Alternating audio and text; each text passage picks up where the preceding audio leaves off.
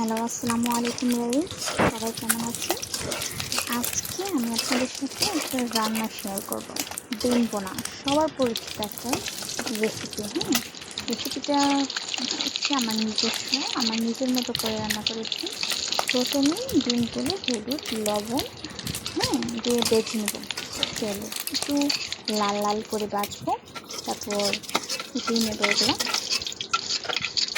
ফুটিয়ে নেওয়ার পর এই ভাজা তেলে পেঁয়াজ আর রসুন দেব।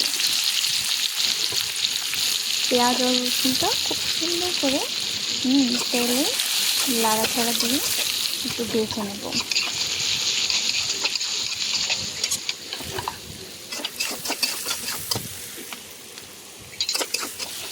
ডিম বোনা আমার খেতে খুবই ভালো লাগে, খুব প্রিয় একটা রেসিপি আমার।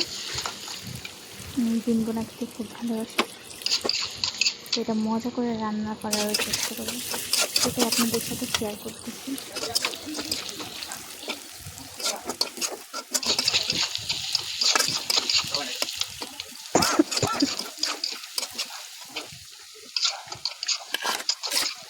লাল লাল লাল লাল করে ভেজে নেব।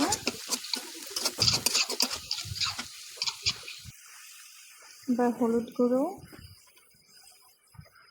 মরিচের গুঁড়ো, তারপর ধনিয়ার গুঁড়ো,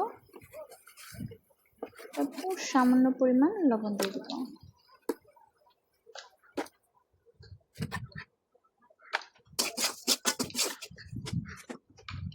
জিরে গুঁড়ো,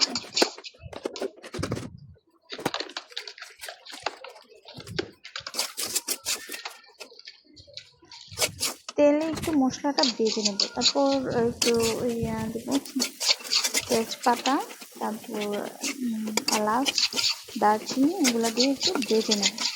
তাহলে কি মশলাটা খেতে ভালো লাগে। এভাবে করে নেওয়ার পর আমি পানি দেবো, অল্প পানি, আর একটু পানি দেবো, তাহলে ভালো হয়। পানি দেওয়ার পর এখন এটা ঢেকে দেবো।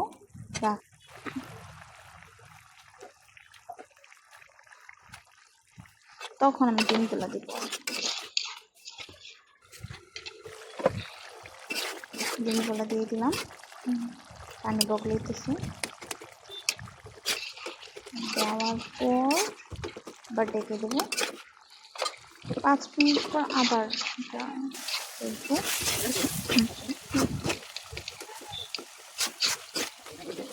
আমি রসুন আর পেঁয়াজটা ভাঙার চেষ্টা করছি, মানে এগুলা ভাঙলে মশলাটা লাসা লাসা হয় আর খেতে যে দারুণ লাগে না, জাস্ট ওয়াও। আপনার বাসায় ট্রাই করবেন আমার মতো একদম।